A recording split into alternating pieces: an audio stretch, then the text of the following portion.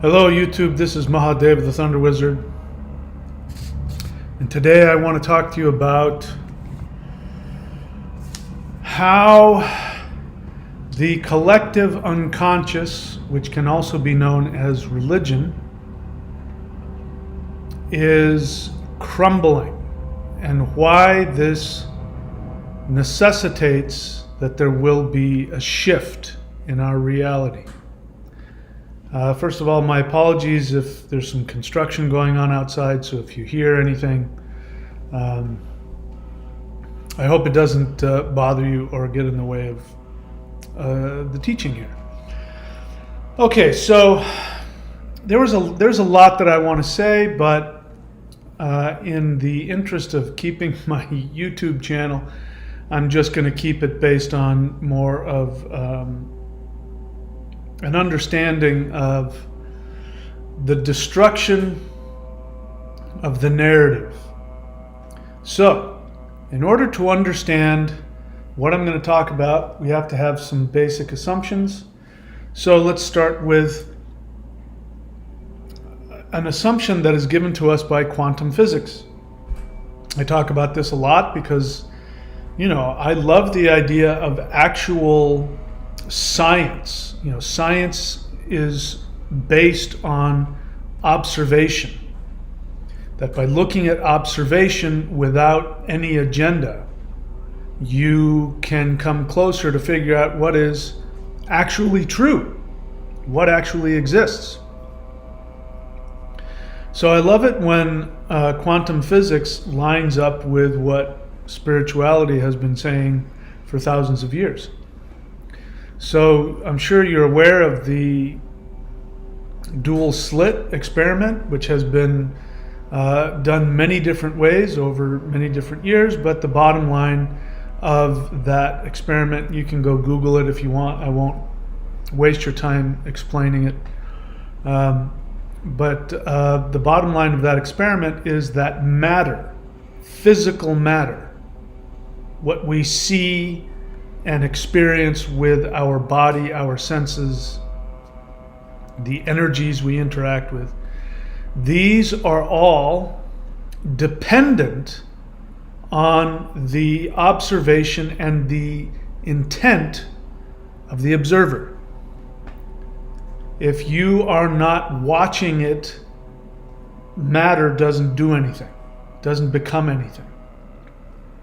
It only crystallizes into some physical form if you are looking at it, interacting with it, and if you have an intention. So that has been very helpful for people to change their lives. I'm just going to say it out loud so I don't forget it, but one of the first things that was told to me by a higher dimensional being almost a year ago when I first started working with them is that he said, "You are a probability." So let's come back to that in a little bit. So hold on to that. So you're staring at this mass of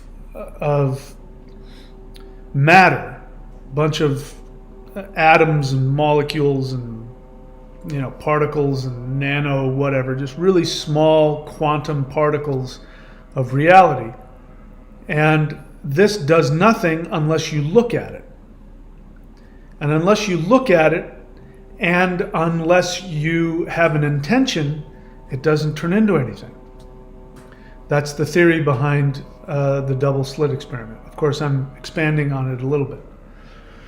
So when somebody says that you create your own reality, you can take that any way you want. The easiest way to take it is, yeah, right, if I want to be successful, that's a result of me putting effort into it or me, intending for certain things to happen. Or you can take it to the complete extreme, which is what happens in science. Science experiments, it goes to the complete extreme, where photons of light will behave either as a particle or a wave. That's huge, based on your intention. If you set up the experiment to see if it is a particle, it will act like a particle. If you set it up to act like a wave, it will act like a wave. Not only that, but we've determined that the photon will go back in time, change history so that when you look at it, it will look like it was always a particle and always a wave. So that means that, the photon, which is, the basics of we can't function without light. The photon is working overtime to make sure that it manifests according to your expectation. Expectation is even better than intention. Because you can have an intention, but that might not meet with your expectation. If you have built-in programming to expect that you're going to be poor and miserable, you can have an intention of being rich and famous, but your expectation is what's going to end up creating the reality. And even in those experiments, they've tried to fool the photons in all kinds of different ways. But the photon, of course, because it's connected, of course, the scientist doesn't know this, but of course, since the photon is connected to consciousness, it knows what you're thinking and what your true expectation is, and it responds based on that, not based on whatever you're trying to do to thinking that it can't see or hear or feel you and you can fool it. No, it's part of you. It's coming from you. So if you are God, then you create this reality. Now, there's also a collective unconscious. And the idea behind the collective unconscious is that, human beings in general, we are hooked up to a consciousness grid that we bounce off of each other in order to feel safe, in order to function, and it magnifies the expectation effect of us creating reality. So that makes sense, right? You've got the individual and their own lives, which is their own sphere of their own life, which they have more control over. So, reality doesn't completely change just because you manifest a crappy life or crappy health or good life or good health. That's sort of within your sphere of influence, ideally. But then that is going on within a larger collective unconscious, which, the world acts in this way. Here are the rules of society. Here's the world, the rule of this and that. So there, you can see there's a bunch of different levels. So the collective unconscious of the human expectation of what reality is has a huge impact. If we're just following quantum physics, it has a huge impact on what actually is experienced. Now, I can tell you this from personal experience. I've experienced this. When I used to go up, and I recommend anybody, if you get a chance to do it, do this. When I used to go up into the Sierra Nevada wilderness all by myself. Now, bear in mind, the Sierra Nevada mountains are very powerful. And the reason why they're powerful is that they're made entirely of granite. And this huge body of granite goes all the way from Mexico up through California, all the way up into Oregon and Washington, and you get further up and they turn into volcanoes. The Sierras are the guts of ancient volcanoes as the landmass was moving over, the magma as it's coming up, right? So those giant, in fact, the tallest mountains in the lower 48 are in the Sierra Nevada. So in the lower 48 states of the United States, the tallest mountain is Mount Whitney, which is over 14,000 feet high. And so if you go and spend time in that wilderness, you are in a giant crystal, because that's what granite is. It's, you find big giant crystals. If you want to find crystals, you go look where the granite is. So it's acting like a crystal. It's acting like a quartz crystal, a giant quartz crystal, because it is. And so the energy that comes through there is very powerful. The energy that it attracts is very powerful, and that means it attracts all kinds. It creates portals, and it attracts portals between dimensions, and it attracts spirits like to be in the mountain wilderness because there's so much energy there. I know this from personal experience. Now, when I would be driving up the mountain to go to the national park, I would get to about 4,000 or 5,000 feet, and then I could feel myself go through, past like a wall. And I would go through this veil, and all of a sudden, I would feel a huge amount of energy. And I would feel the collective unconscious of society. I would feel it disappear. And I'd feel the opposite, which was even worse. When I was coming down the mountain after being in it for a while, I'd go right around 4,000 or 5,000 feet. I would hit this wall, and all of a sudden I would be inundated with all of these human feelings of negativity, and I got to make money. And, money was a big thing. Money is a big psychological concept that is part of the collective unconscious. In fact, it is the glue. Money, just the concept of money and the things associated with money, power, success, freedom, those things, but money itself is the glue that holds the collective unconscious together. Hopefully we'll come back to that. So you get where I'm trying to go with this. I don't want to get off on a tangent, but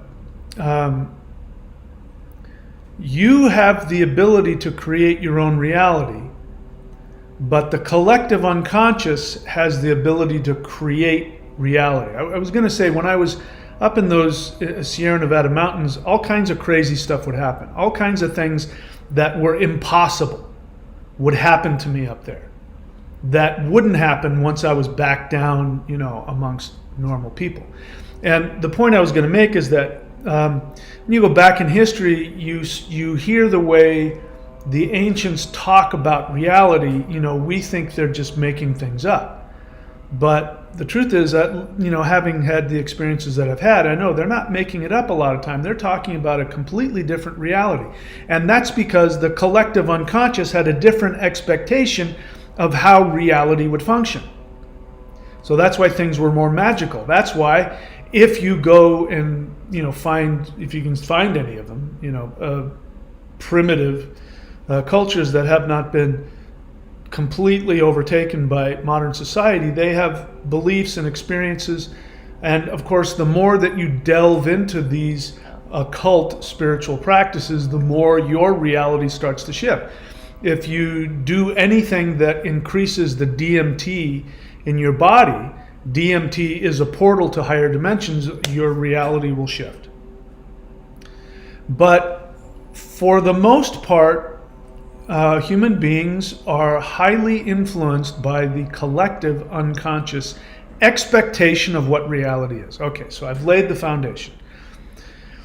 So what Shiva is doing, Shiva is the destroyer, according to the Hindu understanding, the Vedic understanding. I prefer using that term.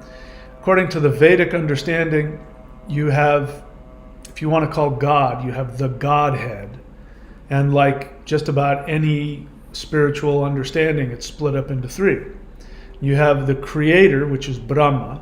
You have Vishnu, which is the preserver. And then you have Shiva, which is the transformer, called the destroyer oftentimes, but that's because he's transforming things. So hold on to this. Hold on to all the stuff that I'm saying to you. Make mental notes of all these things. The time for Vishnu. Vishnu is going to take a vacation. Vishnu is going to take a vacation because Vishnu's job is to preserve the collective unconscious and to guide it, so that humanity creates a sattvic, a spiritual reality to live in. That's why Vishnu continues to incarnate every now and then, because human beings start to devolve and they get selfish and destructive, and then Vishnu shows up. He incarnates, as Rama or Krishna or Buddha. And as he incarnates, he brings the collective unconscious back to a state of balance so that the third dimension will be a place that souls can come and live in. Got it? So Vishnu is going to take a vacation. He says he's clocking out. Okay, I'm not gonna be a part anymore of keeping the third dimension going. So when Vishnu clocks out, he's going to clock back in very soon. Don't get me wrong. He has to. Because once Shiva transforms this reality, Vishnu has to come back and then preserve the new reality. So he'll be back. But he's going to take a vacation. A well-deserved vacation. So I want to help you understand our society is built on a collective unconscious. Now, until this time, the world has been a patchwork of different collective unconsciouses. And you can feel this. Not as much anymore, but there were times where you could go to a different country and you would feel a completely different reality. You could even within the United States, you could go to different parts of the United States and feel a completely different reality. And that, is because the collective unconscious of that region has its own flavor. But what society is moving towards is a one world globalized society. Now, you hear me, I'm not getting all bent out of shape. That's just the fact of the matter. It's just a globalized society. That's where things are going.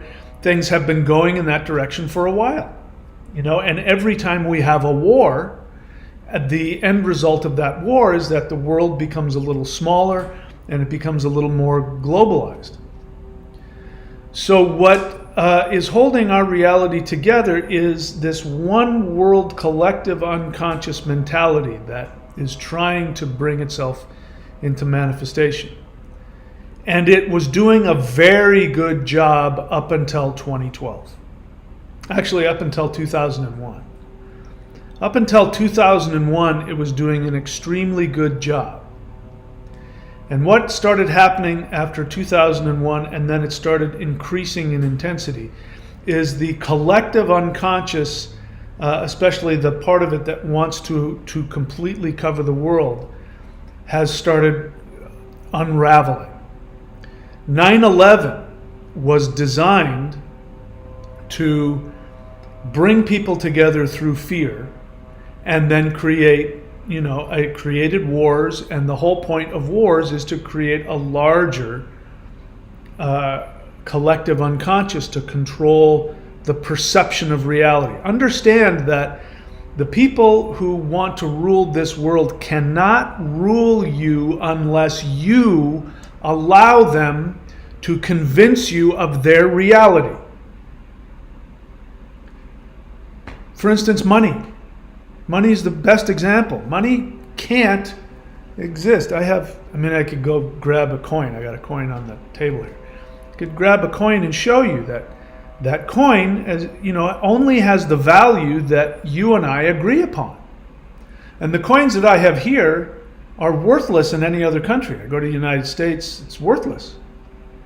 It's only worthwhile here in Australia if I use it. Maybe there's some other countries, maybe they might take that. But you get what I'm saying. The currency has no value unless you and I agree upon it, which means it doesn't exist.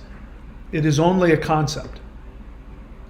And so money is the binding concept. It always has been the binding concept to create a collective unconscious. Through money, you can control everybody. And if you can get everybody to use the same currency, then you can control them. Once they intellectually believe that currency has value, you now have control over them if you control the currency. And this is why governments now are moving towards centralized, digitized currency. Because it's not even physical. It's one thing if you have a stack of bills, Those bills are meaningless unless you and I agree they have value. But you still can hold on to those, stack of bills and do something with them. It still gives you some control because other people, you know what I mean? It has value. But if you get rid of that, if you get rid of coin and bill money, and you get rid of individual banks, and you only have digitized currency that exists only on computers and can only be controlled by one centralized government bank. And if you choose to believe that that money exists, even though you can't touch it, it's software. If you believe that money exists and you bow down to it and you allow it to determine your value of life, then somebody can control you without ever coming in contact with you. Because they control your belief, which means they have control over the collective unconscious. When they can control the collective unconscious, they can use your powers of manifestation to create the world that they want. Do you see that? This is why people believe that the Matrix movie is real, because that is what's happening. Archons, which means rulers. So the archons of this world, which are human beings, they have this concept called money, which does not exist in the physical reality, which you believe in. You have given over to them and said, I believe you, money exists, I will bow down and allow your concept of money to control me. This is, by the way, why the Romans had such difficulty conquering the Jews. People don't know this, but not only did the Roman culture to worship Caesar's deity, again, collective unconscious control, not only did they refuse to do that because it was blasphemy, but what we don't remember now, and Jews today have forgotten, because if they remembered it, they wouldn't use money, that Jews would not use the minted coins in Rome because they had pictures of the Caesars on them. And so they couldn't even touch, if you had a gold coin that was worth $1 billion, if it had the face of one of the Caesars on it, and you handed it, you said, here, Jewish guy, here's $1 billion, he would say, I can't take it. I can't touch that. It's got a blasphemous graven image on it. I can't touch it. And that was so frustrating to the Romans. I mean, the Romans, they could conquer anybody, but they could not conquer the Jews, because the Jews refused to buy into the collective unconscious of money. Now, they have since moved away from that, because you can still be a devout Jew and walk around with bills and credit cards. And what do you have on bills? You have presidents' faces on it. So technically it's still, it's got graven images on it. So even though they were doing it for a completely different reason, which was, they were devoted to their collective unconscious, which was their political structure, which I won't get into, it was so profound that Rome went, you know what? We can't beat these guys, so we are going to use what they use. We're going to take their religion, we're going to take their Messiah, and we're going to create a Messiah for them, which is why Jesus, his main message was, give unto Caesar what is Caesar's and give unto God what is God's. And the meaning of that was, pay your taxes. And then if you know the story of Jesus overturning the tables in front of the temple, the money changers, you've probably been told, if you're a Christian, you've probably been told that story, and if you don't know that story, go look it up. It's it's used all the time in church to show against corruption, and God is more important than money and things like that. And so the deal is that Jews could not touch Roman money. They couldn't use it. So the temple, the Jewish temple in Jerusalem, what they would do is they had these money changers. The money changers had like whatever, gold coins, bars of gold or whatever, silver, that did not have graven images on it, meaning they didn't have Roman money. But they had things that you could use, gold and silver. You could still use that to barter, but you couldn't use Roman money because it had graven images on it. And so the Jewish worshipers would go and they would want to give a sacrifice. They'd want to give a sacrifice of a dove or something like that. And so they'd have to purchase that. Now, this wasn't a problem for them. This was something they wanted to do as part of their religion. So these money changers were providing a service for them. They were taking their Roman money because they weren't Jews. They'd say, yeah, I'll take your Roman coins and I'll give you the equivalent and I'll charge you a little bit and I'll give you some silver or I'll give you some gold bars or whatever the hell it is. And, I'll change your money so that you can go buy from the temple the thing that you wanted, the sacrifice that you wanted, to pray for your family or whatever. And so the whole idea of Jesus angrily overturning the money changing table, and it was the one time that Jesus lost his temper was because, how dare you profane the temple?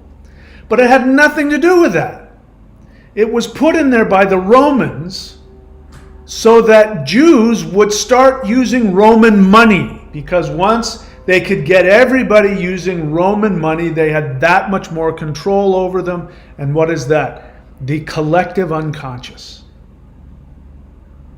And this is what is behind global, digital, centralized currency.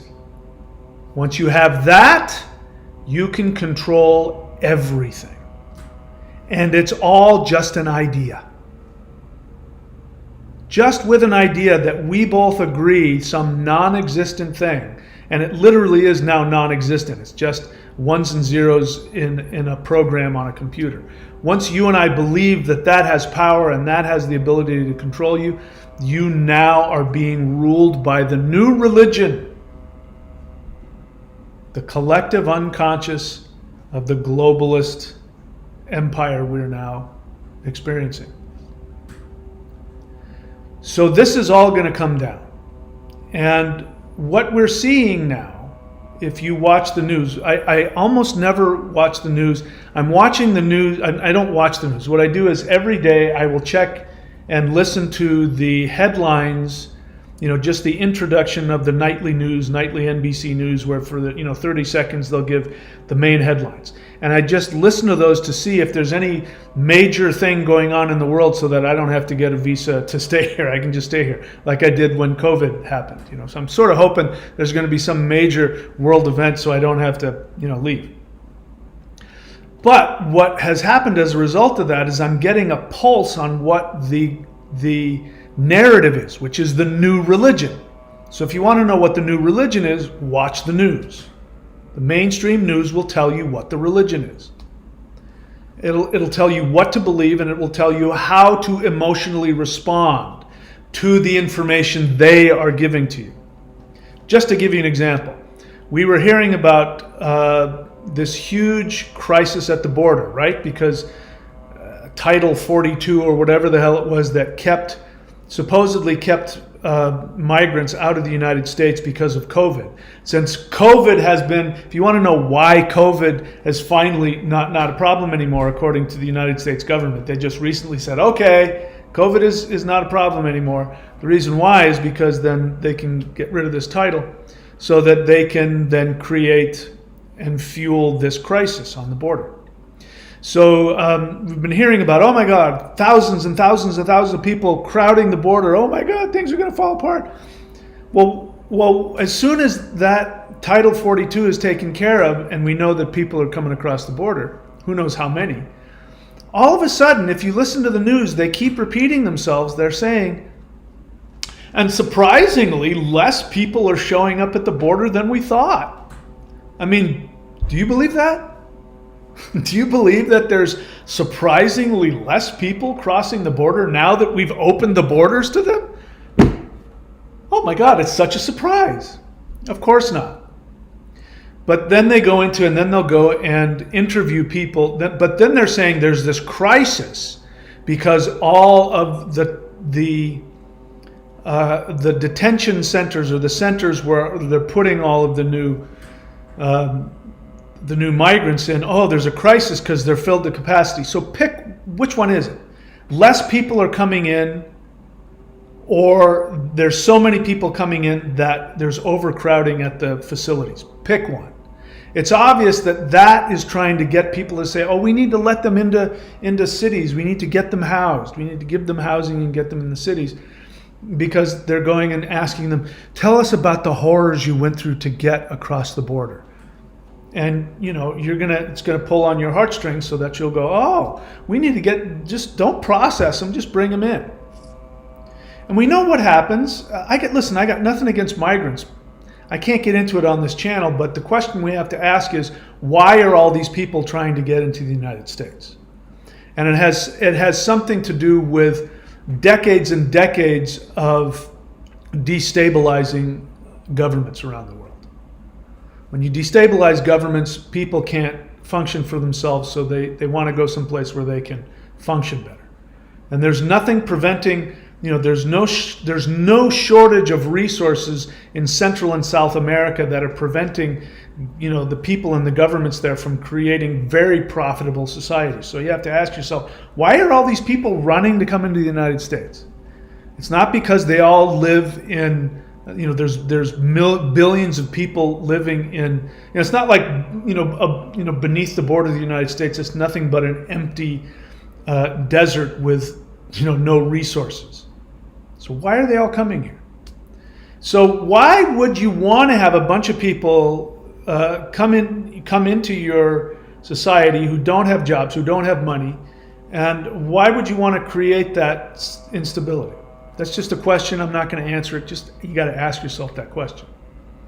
The next thing I found interesting about the narrative is that every single day there's a mass shooting. What is that about?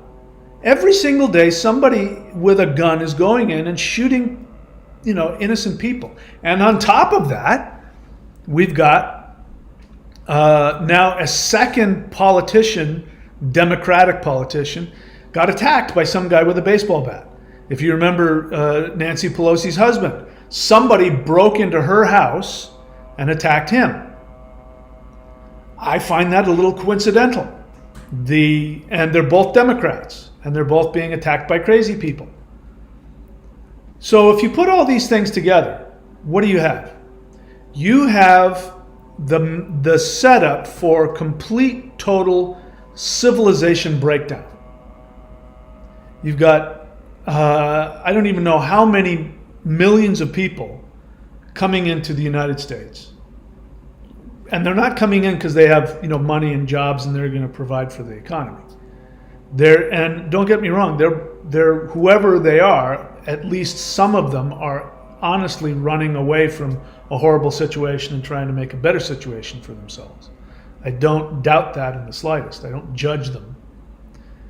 And then you've got all of these shootings happening. You've got, on top of that, if you remember, this year, there have been fires mysteriously happening in plastics factories. Plastics is something that we can't function without. I'm looking at, just in arm's distance, I just found some plastic. There's plastic right here. We can't function without plastic. Mysteriously, we don't know who is setting these fires in plastics factories. We don't know who's setting these fires and derailing trains, like you remember in Pennsylvania where they had that really toxic fire. We don't know how that happened. And then we've got crazy people going in and attacking Democratic senators. Oh my God, the poor Democrats. And oh my God, we've got, last year we had these mysterious fires cropping up in food processing plants. And we don't know how those started either. I mean, spend a bunch of the same things at the same time. We are being set up for total, utter chaos. Total civilization breakdown. And that's a good place if you want to create a police state. I don't know. I'm not trying to say that's what's going on. That would be a good scenario for that. So what I'm saying here is that the collective unconscious is breaking down. And the way you know that it's breaking down is because you see this kind of chaos. Listen, with RFK Jr. coming into the presidential election in the United States, that is not following any rules. First Trump came along, and now I see what Trump is doing. I see Trump in a different light. I still think he's got some, at the very least, he's got some narcissistic issues, but I agree with, pretty much everything he says lately. And that is saying a lot because, as you know, I was not a fan of Trump at all. In a normal world, if you had a normal world with actual sane politicians and sane government, Trump would be a ridiculous choice. So when Trump is making more sense, when Trump is actually telling the truth, when they ask him, what do you think about the war? He says, I want to stop the war. I want to stop the killing. I mean, that's the most sane thing anybody is saying. And Trump is saying it.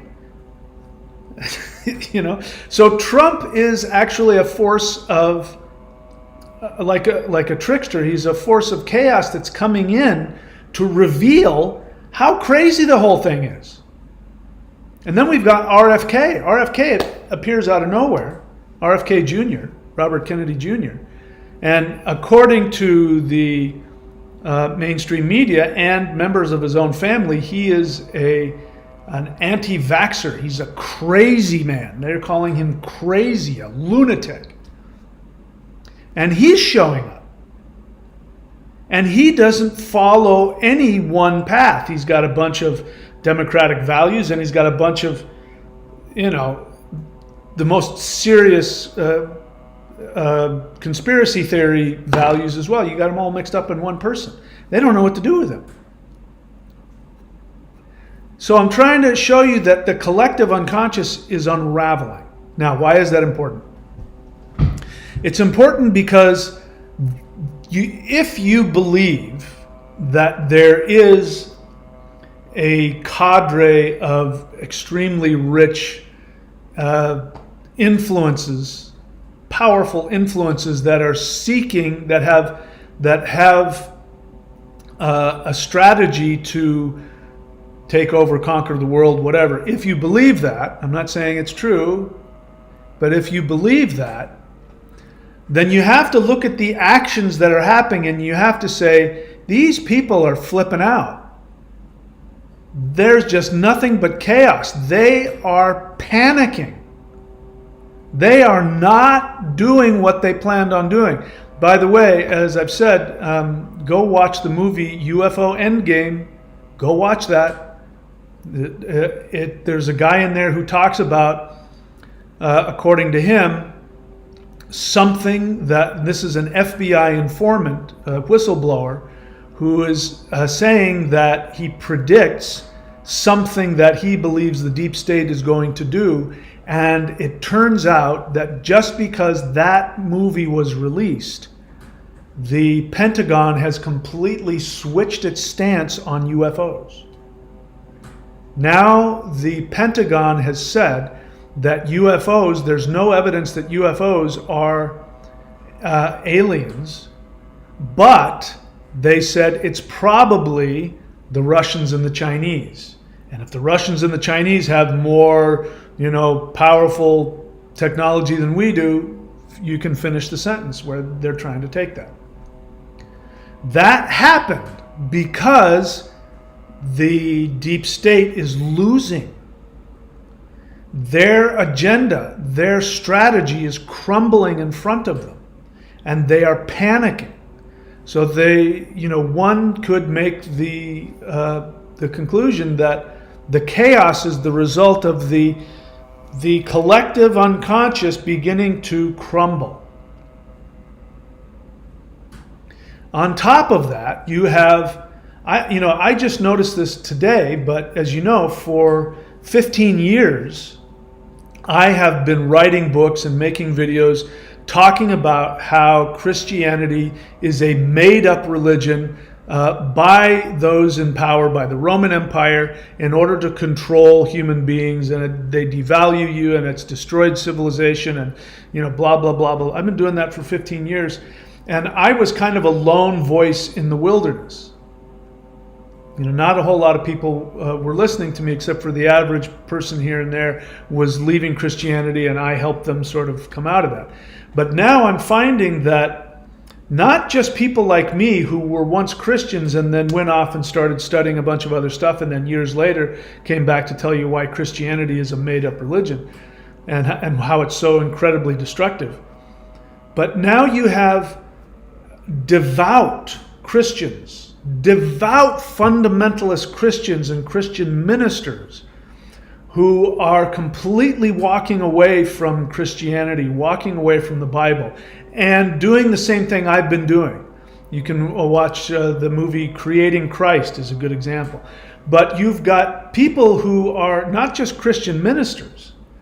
You've got Christian apologists, Christian scholars who spent their whole life finding ways to promote and defend Christianity from a historical and archaeological perspective, and who were proud to do that. And now all of a sudden many of them are going, wait a minute, this is a bunch of nonsense. All of my study has showed me the exact opposite. This is a made-up religion to destroy people and control people by, at that time, the elite, which was the Roman Empire. And for a Christian, if you've been a born-again Christian, you know that it is extremely difficult to walk away from that religion. For somebody who makes a living and has devoted their life to that religion, for them to walk away from that and then turn and make books and make movies about exposing the true history of this religion, it means that the collective unconscious is falling apart. Because Christianity was, for a long time, it was the binding force of the collective unconscious. And so now you're seeing it. The walls of it are crumbling down. On top of that, if that weren't enough, on top of that, we have this CE5 ET thing, where people all over the world are interacting and claim to be communicating directly with higher dimensional beings who are from other galaxies and, as I said, from higher dimensions. And these beings are revealing themselves to have been, hey, listen, I came to you as a guardian angel before because that's the collective unconscious, so I worked with that symbol because it worked with you. Hey, I showed up as this, I showed up at that, but guess what? That's not what I am at all. I'm a higher dimensional being from another galaxy, and guess what? So are you. We're going to make you one of us. But in order to do that, you guys have got to drop this whole 3D thing.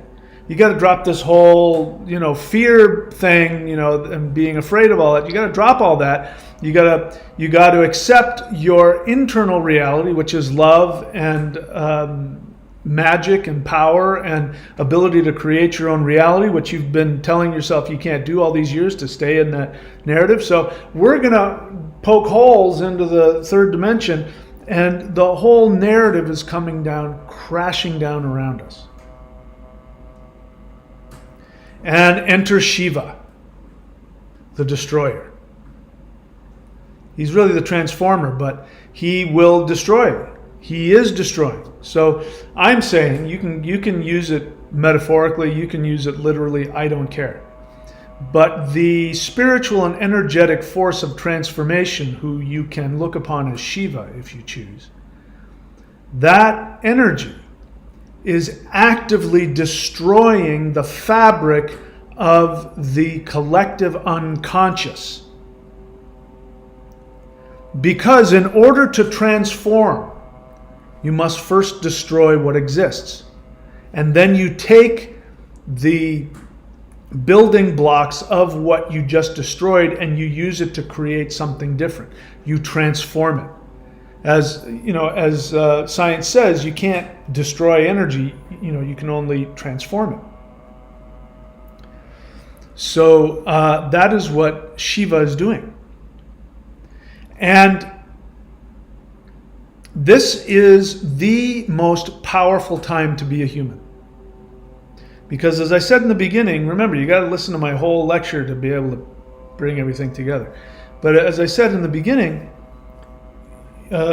quantum physics has proven that your expectation is what creates your physical reality. Your expectation creates it.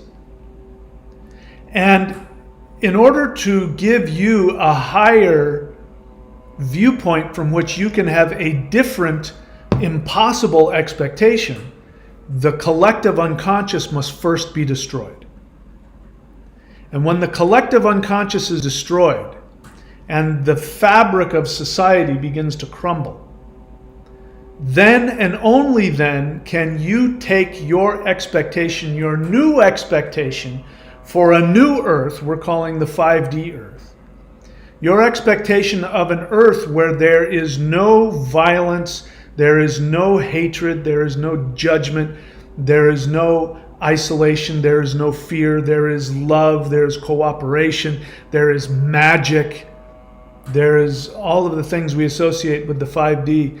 When you are now in a position to take those concepts and make that your personal collective unconscious, you now have the ability to take all of that collective unconscious chaos that's floating around that isn't manifest into anything yet.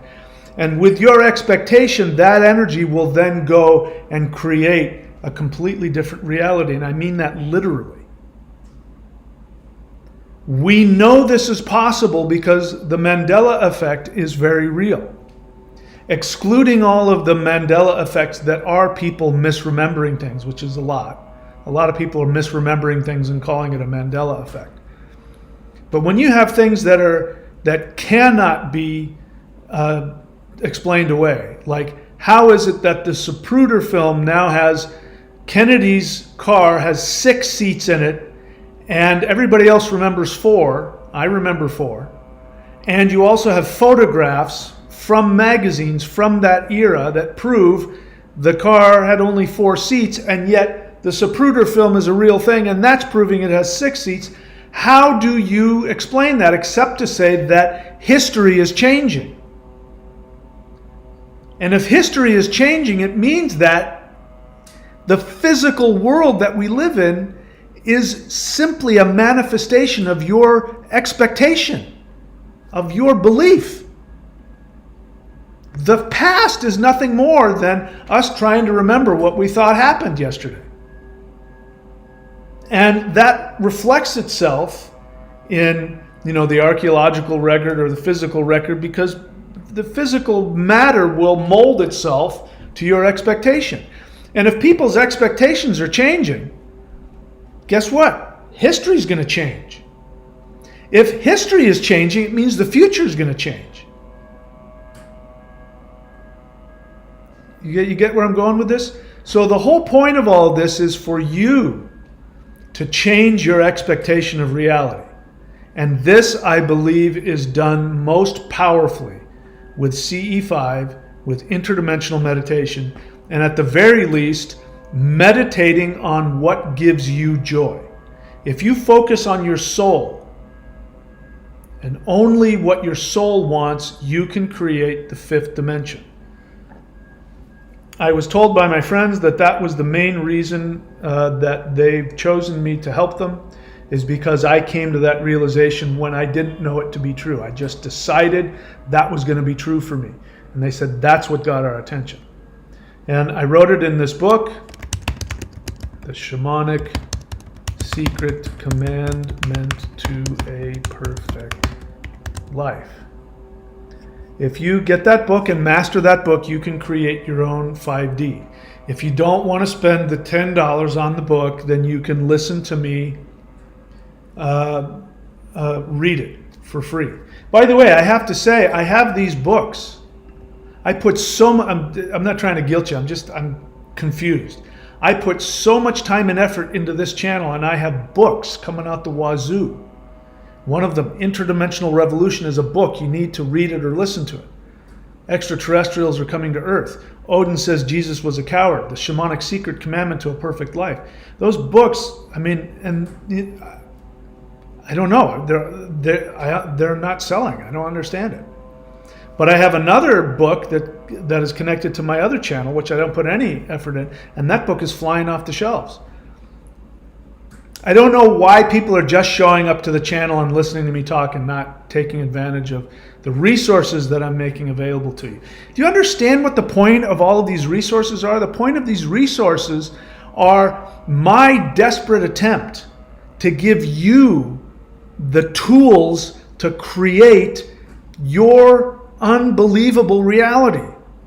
Give you the tools to exit the matrix, give you the tools to create your deepest, happiest reality. And what I've come to find out, and I've known for a while, is that understanding of knowing what your soul desire is and making that happen, focusing on that, is the most important thing any human being can do.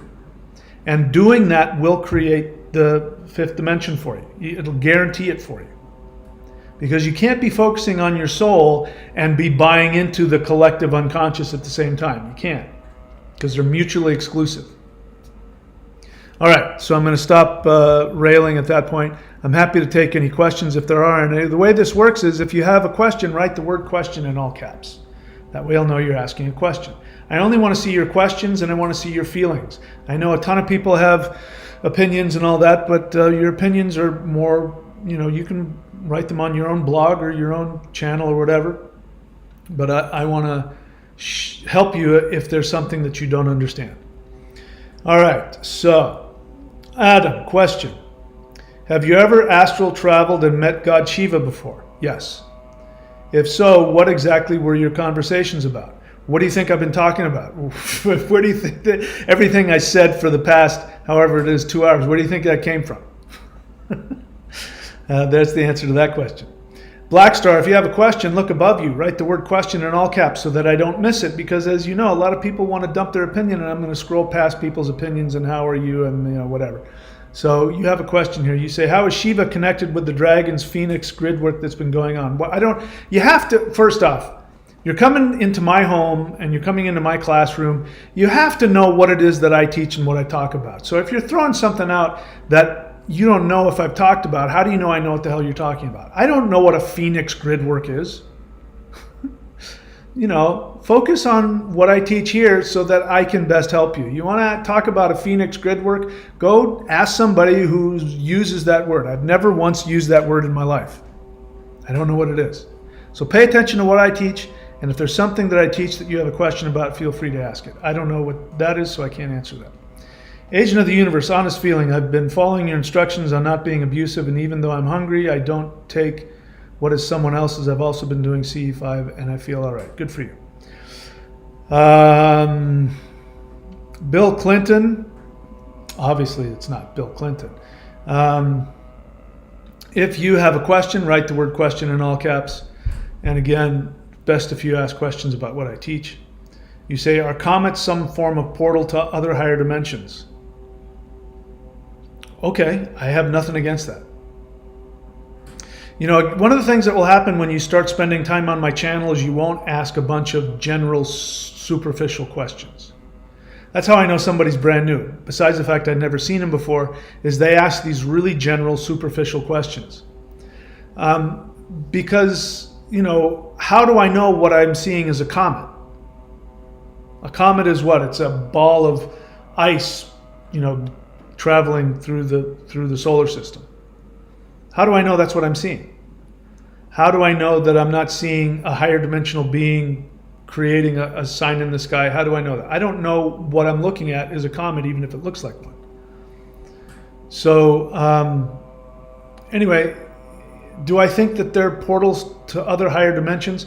How could let's think about it. The other thing that I want everybody to do is to put the effort into thinking things through. So you could have answered this question if you had thought it through. I'm assuming you heard somebody say it somewhere, and so you're repeating it to me, right? I don't know if that's true or not. That's what it sounds like. Comets are portals to higher dimensions. Okay, so how does that benefit me? If I see a comet flying through the sky, I can't fly up into that. So if it is a portal to another dimension, it's not doing me any good. So how does that knowledge help me? How does that knowledge help you? If I say, yes, comets are portals to higher dimensions, how are you going to take that and apply that in your life? It's just meaningless intellectual information in your head. That's why this channel is here, so you can think on a deeper level. Instead of just being curious about stuff I don't understand, you can take this stuff and use it to make your life better. So to answer your question, I don't know. I've come to find out that reality is, nothing is what it seems. And anything can be anything, and anything can happen. So is a comet portal to another? Sure. But it doesn't do me any good unless it lands in front of me and opens up, and then I can walk through it. Until then, it's a meaningless question to me. Maybe it means something to you, but to me it's a meaningless question. Welcome to the channel. I invite you to watch more of my videos. And especially the thing to do is to listen. A lot of people start throwing questions when they're not listening to the lecture. I take time to weave a lecture to take you on a journey, a psychological, intellectual journey, so that you can end up where I'm trying to take you. And a lot of people are, to be honest, too lazy to take the journey with me. Don't be one of those people, whoever you are. Chinean question, again, right question in all caps. When experiencing negative emotion before starting interdimensional meditation session, is it a good idea to proceed with it, or should I wait until I'm in a more positive state of mind? You know what? There's nothing preventing you from doing interdimensional meditation. Positive, negative. Listen, when I first started doing this, I was scared out of my mind. I was absolutely frightened out of my gourd. And it didn't stop anything. The only thing that you need is to have an honest, sincere intent. It's the only thing you need. So I would just do it. If you figure out a way to calm yourself down ahead of time, fine. If not, just do it. Just, don't judge yourself. On this channel, we say this a lot. It's not about what you're feeling, it's about what you do. And your feelings can't prevent you from taking actions. So take the action, even if you have a negative feeling. You'll learn to overcome that negative feeling and whatever. So I can't tell you what's going to happen, but, don't worry about it. Just do it.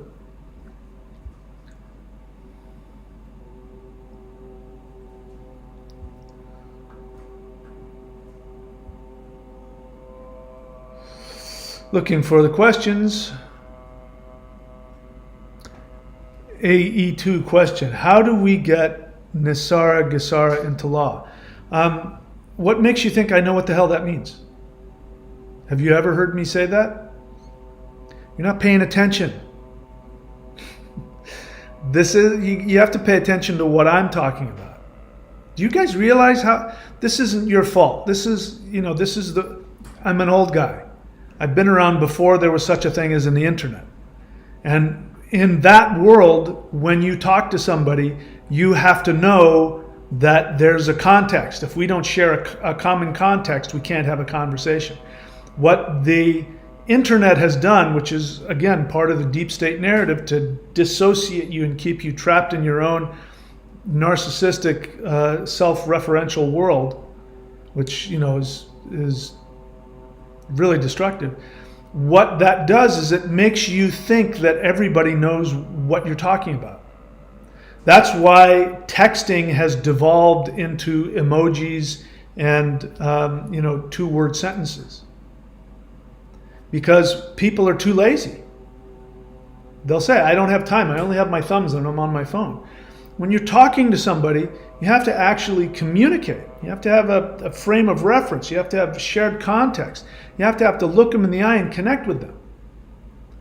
So this is one of the reasons I respond to these kinds of questions. You guys are going and watching all these different channels, and to you, you don't realize that behind every channel is a human being with their own mind and their own reality. That if you were to see in person, you wouldn't just run up to them and just throw some random thing without having any context behind, does this person know what I'm talking about? But it happens online because this whole thing, YouTube is designed to keep you in your narcissistic little world where you don't realize other people exist. And you think that all channels are there for your benefit. It's been made for you. I don't know you, AE2, so don't take this personally, but I don't know what the hell that means. What makes you think I know it? So the way to ask the question is to tell me what the law is, so that I know what you're talking about. It was supposed to be past September 11, 2001, the end of the banksters' crippling interest rate shite. Anyway, so it's a great question, but I don't know what the hell you're talking about. What else? And you're asking me about, again, what do I teach? I teach spirituality. You're asking me how I get something passed into law. So with that, let me monkey branch off of that. What I'm trying to tell you guys is let go of the world. I'm not telling you to stop doing what you need to do. You got to go work and pay the bills. For the time being, we need to use things like money. I understand that. I still need, to make money, which is why I have all of these things here so that I can keep the lights on and make these videos. It's why I work with clients and I charge them money. So I'm not trying to tell you to drop that, but I am trying to tell you that, like, trying to get stuff passed into law, waste of time. It's all coming down. The whole thing. Governments, banks, military, educational systems, all of those things are coming down. Passing a law, in the hope of doing something, because the assumption behind your question is if we pass this law, then the banks can't do anything to us. And the scope of that is, watch that movie UFO Endgame, and you'll realize that trying to pass a tiny little law in the banks so that they can't something with interest rates. I'm here trying to tell you that money is nothing, that money doesn't exist. So trying to pass a law so that banks can't use your money in a way that you don't like is missing the point by a long shot. I don't have a savings account. I have a checking account because I need to buy groceries and stuff like that, but I don't spend any time. I don't spend any time whatsoever saving money or buying property or any of that bullshit. Because the way that, and if you read the book, The Shamanic Secret Commandment to the Perfect Life, and I'm willing to bet AE2 you haven't read that book, right? If you read that book, you're going to find out that what comes to you in the form of physical resources, which right now includes money, what brings that to you is you taking action on your soul desire. You don't need to worry about the job market. You don't need to worry about interest rates. You don't need to worry about any of that stuff. There are billionaires who are dying of cancer. And you know why they're dying of cancer? Because they don't have access to enough resources, life, health. Their spirit can't connect to the web of life force, and their body can't heal itself. They're not able, it's not going to give you the resources you need to keep your body alive. Honest feeling. That's not a feeling. So a feeling is you're talking about an emotion. You're explaining to me why you wrote the question, which is, to sum it up, you assumed that I would know the context. And I didn't. I understand. I do understand that you thought I might have known. I get that. But Sandcastle Enterprises, at question. You don't need to write that. You say, if it is, what is the import? If what is What I just say about giving me a context, I don't know what you're talking about. If it is, what is the importance of the Great Pyramid? You mean if the Great Pyramid is important? What is the importance of the Great Pyramid of Giza to history and humanity itself? Well, you don't have any evidence from this talk that I know anything about that, but as it turns out, I do. So I'm going to answer that question.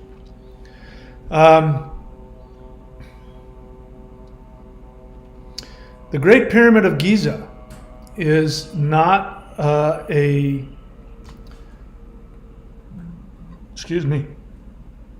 it is not a tomb.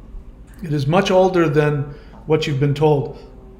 You've been told that the Pyramid of Giza was built by the Egyptian pharaoh Khufu in order to house his body, which isn't true.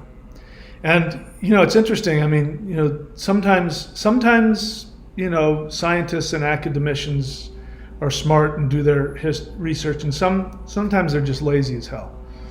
Khufu wrote on the wall inside the pyramid, put his name in there. He basically graffitied it. Just put his name in there. And so, some French guy or something in the early, or the 1800s walked in there and saw it and said, oh, this is Khufu's. So the whole idea that Khufu built the pyramid comes from some graffiti. That's their scientific background for that. To answer your question,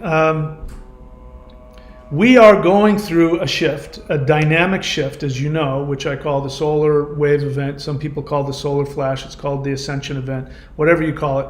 It's unless it turns out not to be true, it seems to be. It's a dynamic evolutionary event where things are going to shift. The whole world is going to shift up to another level in no time at all.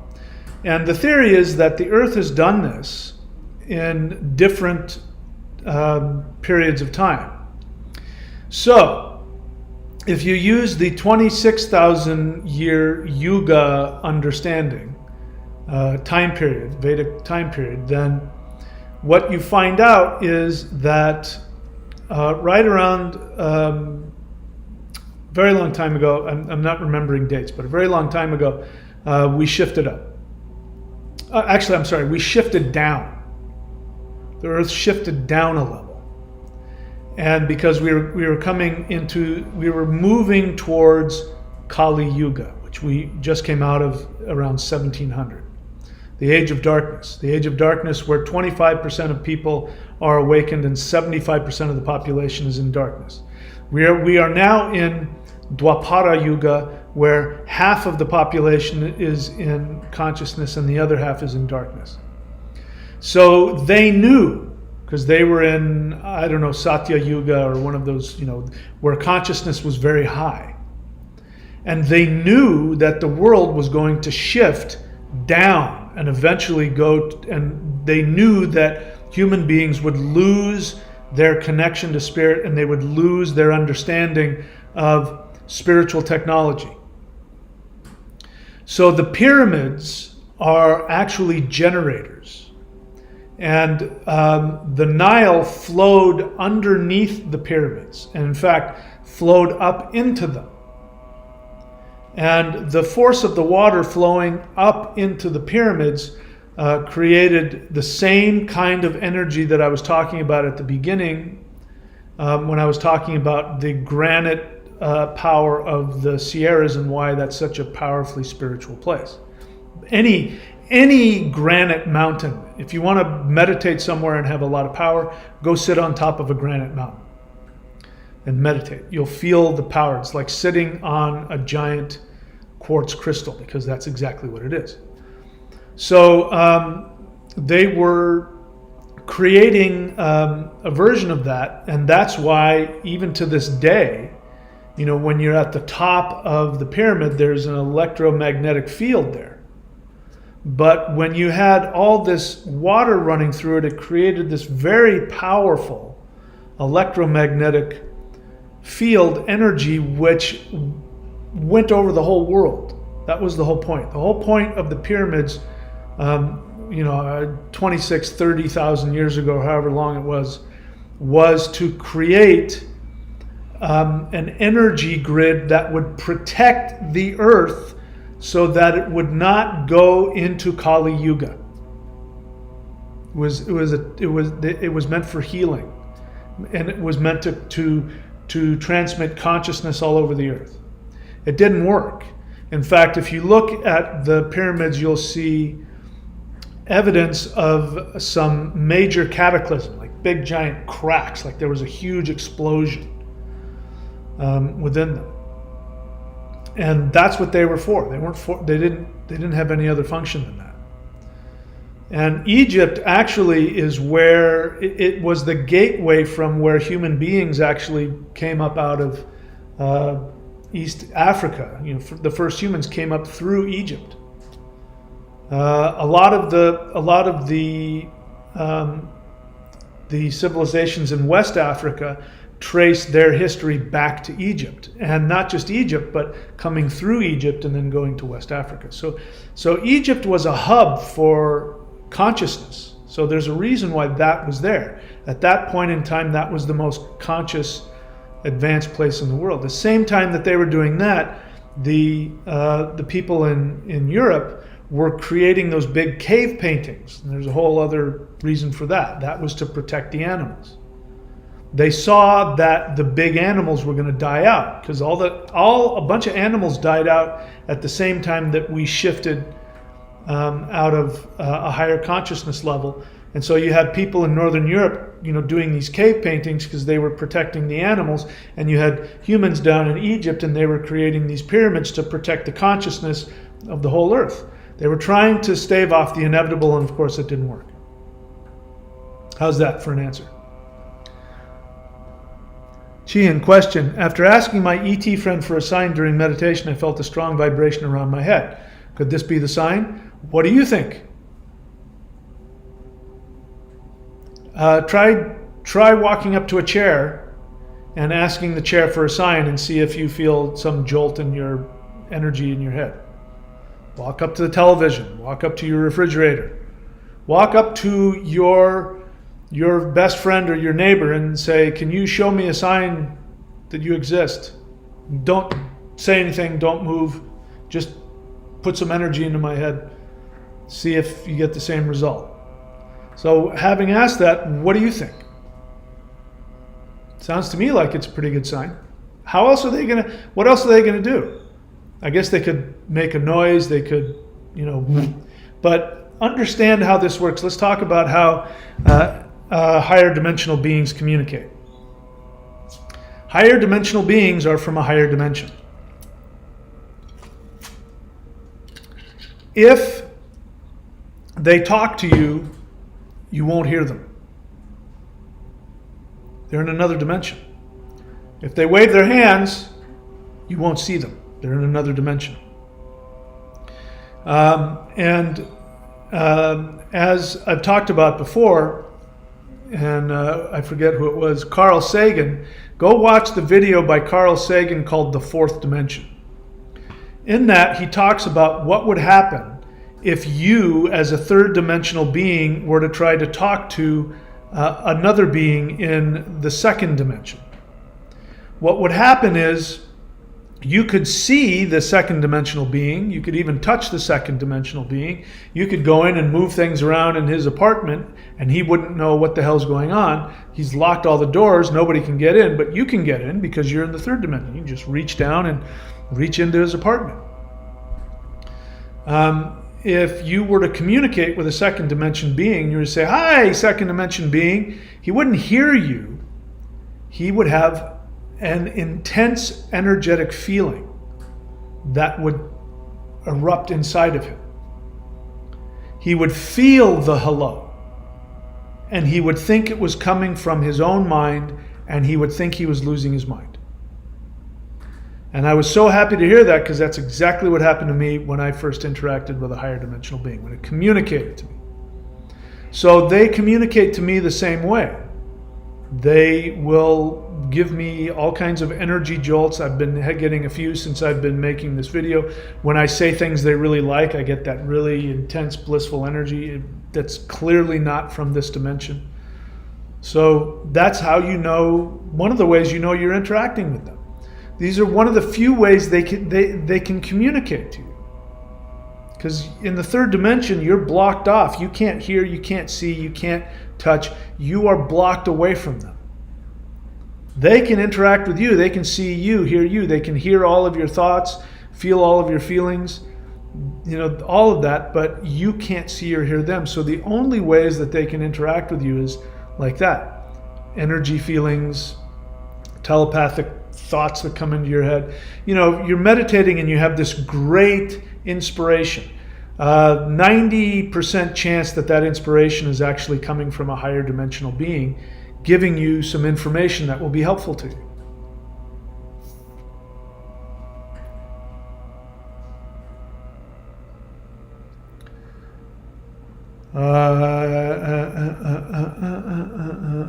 Okay, Starlit Meadow says, feelings, glad to catch you live. Frustrated generally. Glad for what I have not yet messed up. Hopefully I improve. So Starlit Meadow, I want to help you.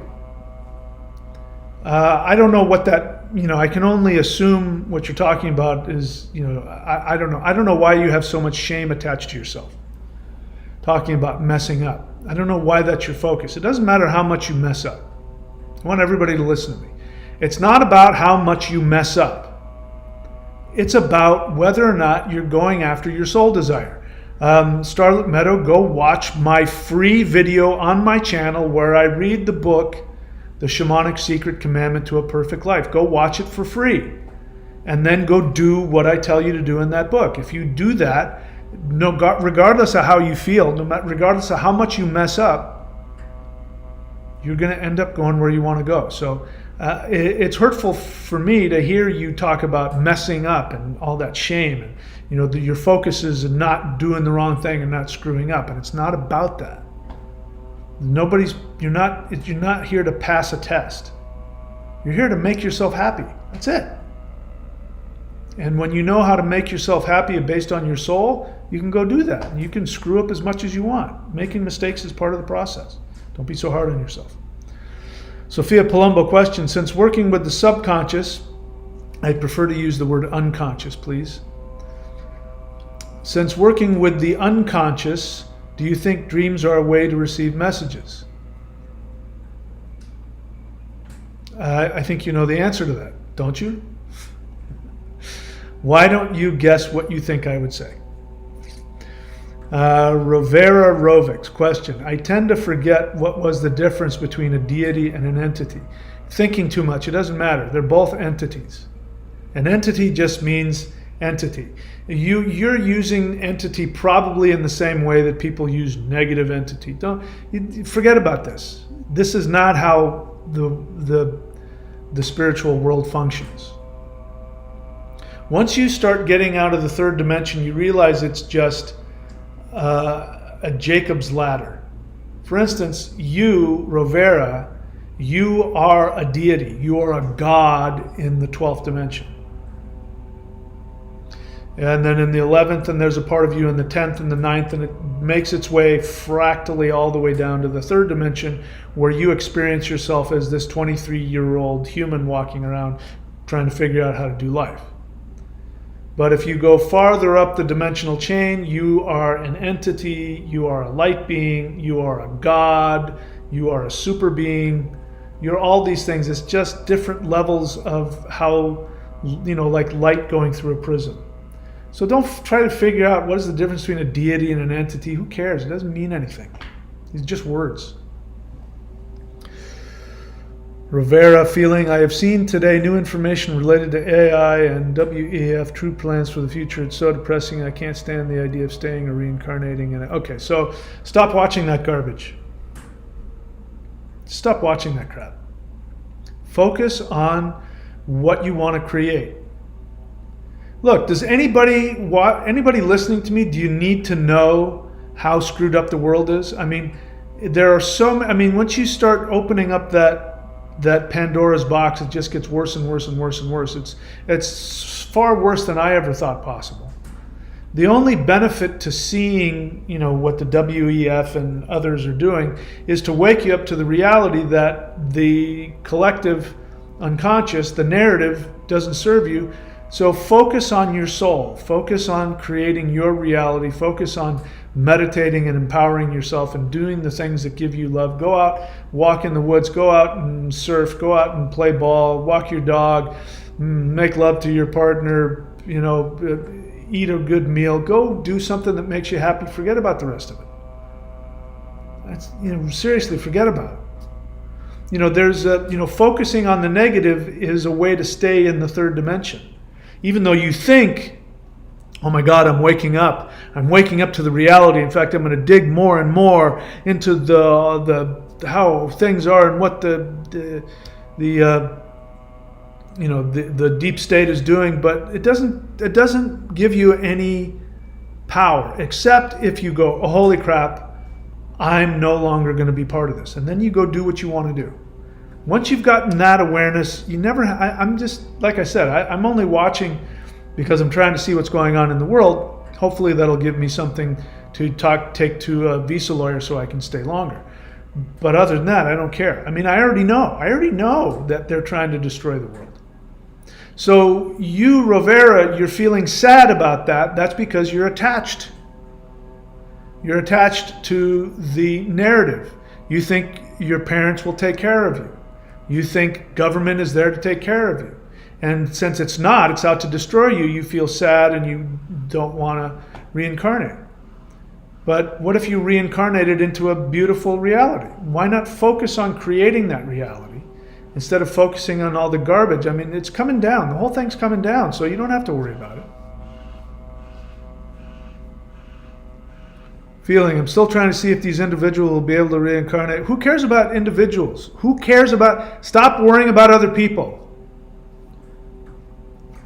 Rovera, like I've said, you need counseling. You need it very badly. And I know, well, actually you're an adult, you're 23. So you have the ability, go get some counseling and focus on making yourself happy. You won't be able to. So Rovera, go get a counselor. Go to a 12-step group. I know for a fact that you would be able to benefit from Al-Anon, probably ACA, definitely CODA. So do that. It's free.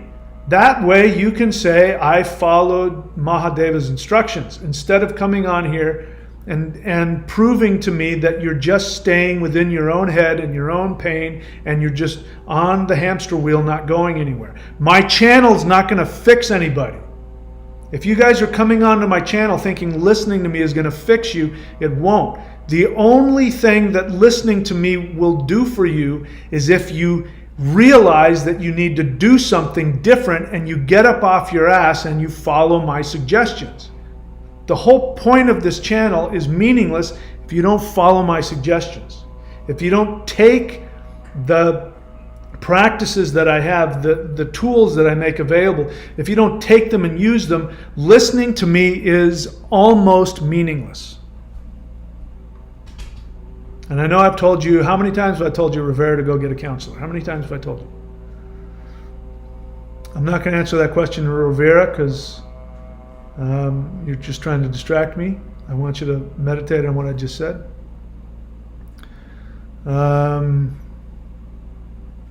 Leader B, I'm not going to reward you celebrating your distraction here. So let's get rid of that.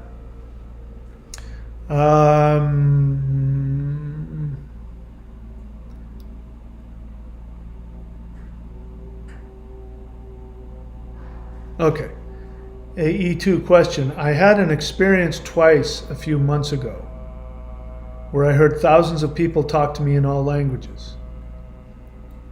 Do you think that was the collective unconscious? I thought maybe well of souls. So AE2, again, a question is really you're asking me about something that you think I have the answer to. If you can give yourself answers to your own question, you really don't need my help. You're just trying to get me to co-sign your thought process. I didn't have the dream, you did. You know what you experienced more than I do. So I say, why not listen to your own better judgment? You know better than I do. Is that it? No. There's no more questions. Don't fear. Do me a favor. Make some effort. You know, capital Q is lazy. What did I ask you to do? And if you're who I think you are, I'm still waiting for you to watch the video I sent you and follow my directions, which I don't know if you've done or not. So you're showing right here you don't follow directions really well. So you're very lazy. You just wrote Q, continued. Is what remembrances? What are you continuing? What question are you continuing? I haven't seen any question from you. I'm not seeing you write any question. Is this a question from a long time ago? I mean, this is one of the laziest questions I've ever seen. You're taking a question from who knows how long ago, and you're not even writing it out, and you're assuming narcissistically you think that I'm thinking about you constantly and I know exactly what the question was that you were asking. So my friend, please follow the instructions I've already given you. And yeah, do that first before you ask me any more questions. Do that first. Chien, I feel really happy since I asked my little brother to join me in nightly CE5 sessions. It's been a positive experience. Yes, I'm sure it is. Because when we come together, in fact, I got to do more live. I have to wait till they finish all the construction out here, and we'll start doing more live interdimensional meditations. Rovera, I was happy. Okay, yeah, I got that. I saw that. The reason why I'm not sharing your feeling is because you're talking about your dad, and my feeling is, Rivera, you really need some help with some codependence issues. And I don't give a crap about what your dad did. I'm interested in you. So I do recommend some kind of 12-step group for you, Rivera. Al-Anon, ACA, CODA, you need that. You need to learn how to focus on yourself and not other people. Okay. AE2 was freaked out by his experience. That would freak me out too. All right, I think we're done. Thank you guys for showing up. That's it. Again, what is this channel about? It's about doing the work. 90-day challenge, thunderwizard.com. Subscribe, do the Warrior 90-day challenge. All you have to do is press play and follow me as I do the exercises. And I guarantee you, your life will shift. I don't know what experiences you'll have. Some people have incredibly powerful, energetic experiences, but I guarantee you if you do that every single day, things will start changing in your life. Courses.thunderwizard.com. Up here, all of my courses, all of the stuff that I teach, all of the services that I provide. Guys, go buy the books, please. I don't make any money off these books, by the way. It's not like you buying a book is going to pay my rent. It really doesn't. It's not about the money. It's about getting the information out. Show me that you follow this channel and it means something to you, because I say I've put in the time and effort into writing this down. I even have Audible, so you can just press play and put in your earplugs and listen to me read it.